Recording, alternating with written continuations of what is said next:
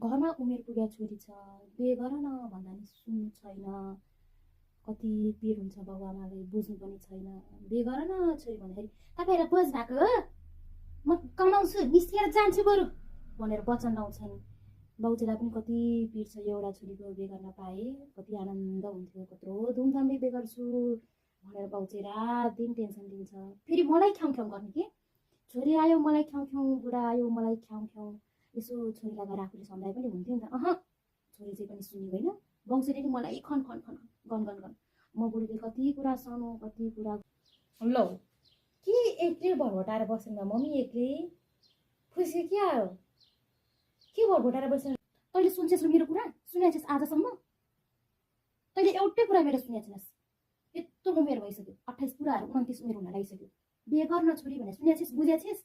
बिहे गर्न छोरी भने गर्दिनँ, जागिर खाएर खुट्टामा उभिन्छु भन्छस्। उभिस् त, अब त गर्ने बेला भएन।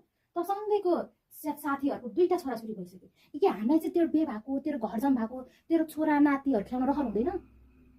ए दुनियाँले भन्छन् छोरीको बिहे नगर्ने कमाइ खाएर राख्ने हो कि क्या हो भन्छ। हामीलाई कस्तो हुन्छ बुझेछस्? कहिले कहिले मलाई अरू कुरा थाहा छैन।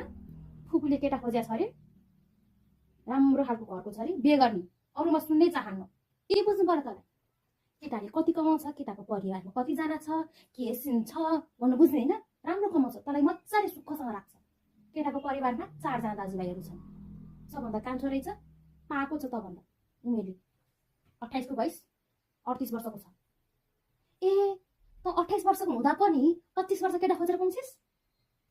कुरा गरेर सुन, आफ्नो उमेर ढल्के देख्दिनस्। अनि केटा चाहिँ चाहिने आफूभन्दा बुढो भएन अरे, लाज शरम केही छैन।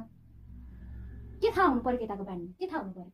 हाम्रो बाले बिहे गर्दाखेरि खोइ एकपल्ट अनुहारै नहेरिकन, मुखै नहेरिकन एकैचोटि बिहेको घरमा मुखमा हेरेर अहिलेसम्म यत्रो वर्ष 25-26 वर्ष हुन लागि सँगै छौँ त। खोइ मुख हेर्नु परेन तिमीहरूलाई। अहिलेदेखि कुराकानी गर्नुपर्ने, बानी कस्तो छ के छ आफूले लभ गर्नु पर्थ्यो। बेलामा गरिस् न, बेलामा लभ गरेर दुःख पाउँथ्यो।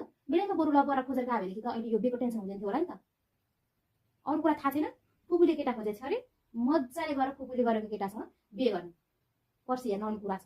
ए फुपूले खोज्नु भएको भनेपछि त फुपूले सबै विषयमा बुझिसक्नु भएको होला नि त होइन? केटोले कति कमाउँछ, केटीको दाजुभाइ कति हो, कति सम्पत्ति हो, आनी मानी सबै बुझिसक्नु भएको होला नि त। तपाईँहरूलाई त बिहेमा चाहिने भनेकै कति कमाउँछ, कति दाजुभाइ छ, कति सम्पत्ति छ, त्यतिले त पुग्ने हो नि होइन त? अरू के चाहिँ हेर्नुभयो त?